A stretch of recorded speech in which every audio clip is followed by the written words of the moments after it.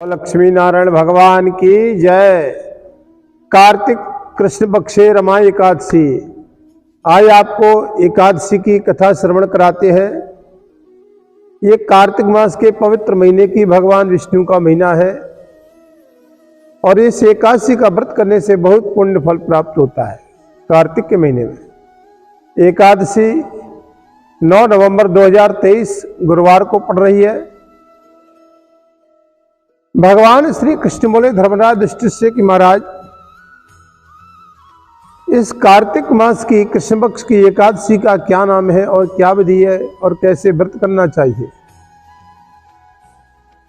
तो भगवान श्री कृष्ण कहते हैं, धर्मराज, इस एकादशी का नाम रमा एकादशी है और इस एकादशी का व्रत करने से प्राणी के समस्त पाप दूर हो जाते हैं। हे राजन, इसकी बहुत सुंदर कथा है। प्राचीन काल में एक मुचकुंद नाम के राजा थे, बड़े ही धर्मात्मा राजा थे। इंद्र, कुबेर, वरुण और विभीषण जी से बड़ी मित्रता थी। राजा मुचकुंद बड़े ही धर्मात्मा राजा थे, न्यायप्रिय राजा थे। राजा के एक चंद्रभागा नाम की कन्या थी। राजा ने अपनी पुत्री का विवाह चंद्रसेन नामक के शोभन के साथ विवाह कर दिया।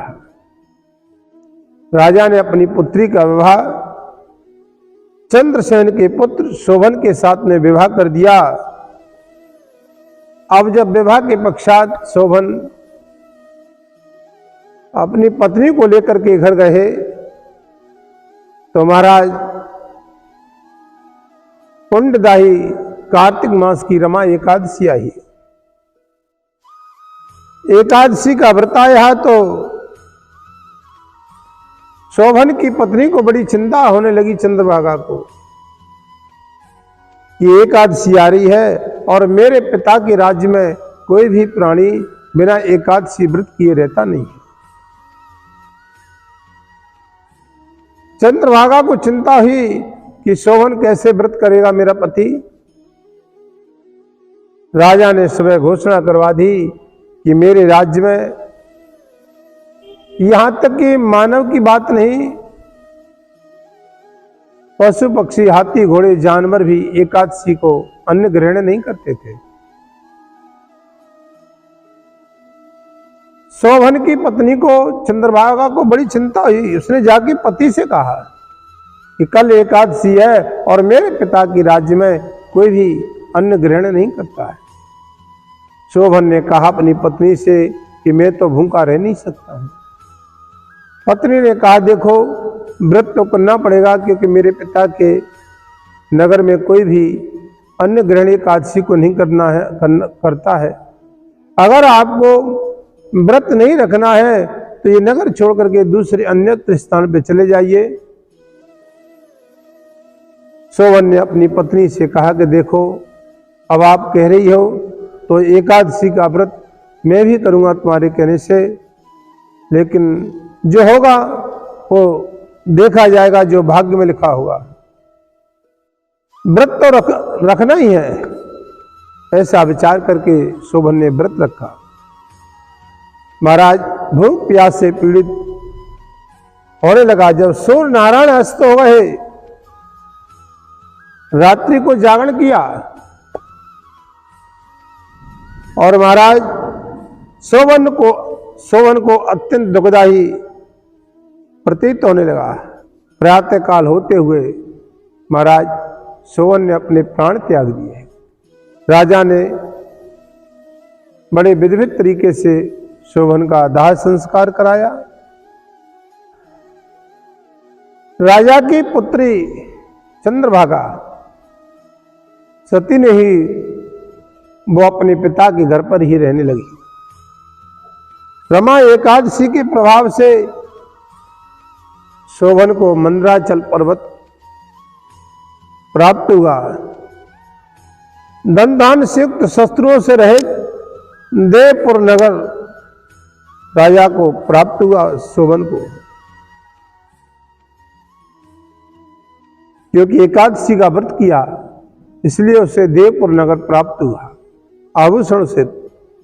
एक समय राजा मुचकुंद अपने नगर में रहने वाले सोम शर्मा नामक ब्राह्मण तीर्थ यात्रा करते हुए, भ्रमण करते हुए राजा के नगर में आए। जब राजा के नगर में तीर्थ यात्रा करते हुए आए, उसी समय उधर से सोहन निकल के जा रहा था और सोम शर्मा ने देखा कि ये सोहन तो राजा का जमाई है। कुशल सेम पूछी, उन्होंने आसन दिया, आसन पर बैठा ला।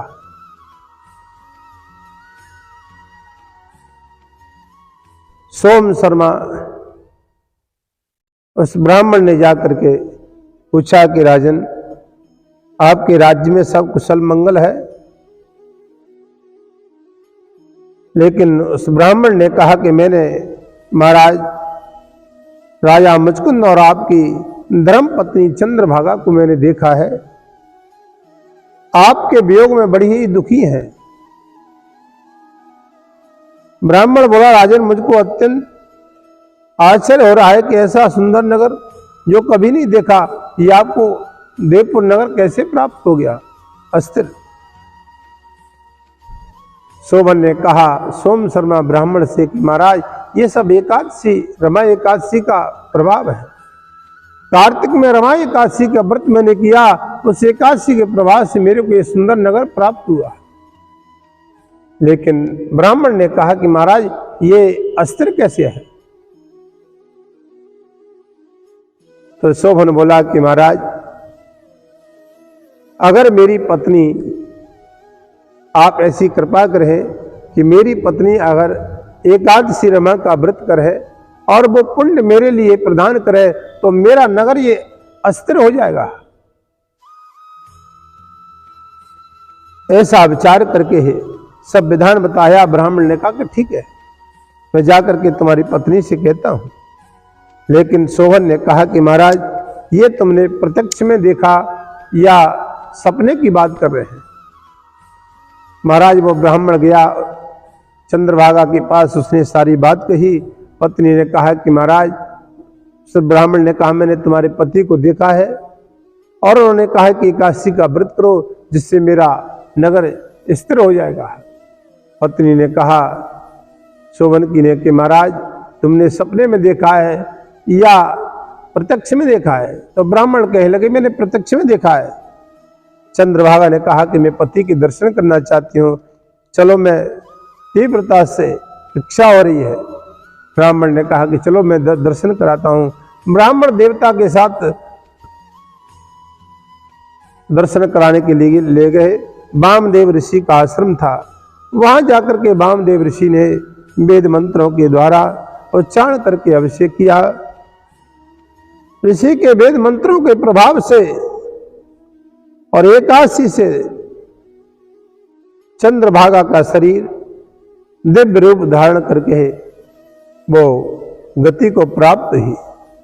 इसके बाद वो बड़ी प्रसन्नता के साथ एकादशी के व्रत के प्रभाव से अपनी पत्नी को आते देख करके सोहन बड़ा ही प्रसन्न हुआ और बुला करके बैठा रहा। चंद्रभागा कहने लगी, हे प्राणनाथ, आप मेरे पुण्य को ग्रहण कीजिए। आपने मेरे पिता के घर में जब से 8 वर्ष की थी तब से मैंने एकादशी का व्रत किया है और मेरे पति का स्थिर नगर हो जाए। महाराज एकादशी के प्रभाव से उसके पति का नगर स्थिर हुआ और वो चंद्रभागा ने उसी समय भगवान विष्णु का ध्यान किया, प्रार्थना करी, ये सब एकादशी का व्रत मेरे पति को प्राप्त हो। आभूषणों के साथ पति के साथ देवपुर में चली गई। भगवान श्री कृष्ण कहते हैं, महाराज जो प्राणी रमा एकादशी का व्रत करते हैं ये एकादशी चिंतामणि के समान है, कामधेनु के समान है, सभी मनोरथों को पूर्ण करने वाली है, धन धान्य को देने वाली है। सभी तीर्थ और पुण्यों में जाने से जो फल प्राप्त प्राणी को होता है वो कार्तिक मास में एकादशी व्रत करने से पुण्य फल प्राप्त होता है प्राणी।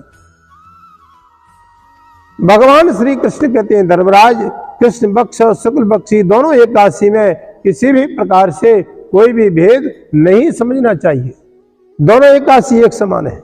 जो प्राणी एकादशी का व्रत करते हैं कार्तिक मास में, वो विष्णु लोक को जाते हैं। एकादशी की कथा पढ़ने सुनने से प्राणी वैकुंठ को प्राप्त होता है। एकादशी से महालक्ष्मी का पूजन भी और प्रारंभ हो जाता है। कार्तिक मास महीना है, तो मैंने आपको बताया कि 9 तारीख की एकादशी है और 10 तारीख को धन त्रयोदशी है और 12 तारीख को महालक्ष्मी पूजन है और 14 तारीख को श्री गोवर्धन महाराज अन्नकूट की पूजा है और 15 तारीख को भैया दूज है।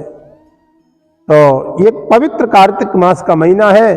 आप कार्तिक में प्रातःकाल सूर्योदय से पहले स्नान करें, एकादशी व्रत करें। प्राणी भगवान विष्णु के लोग वैकुंठ में निवास करता है। बोलो लक्ष्मी नारायण भगवान की जय।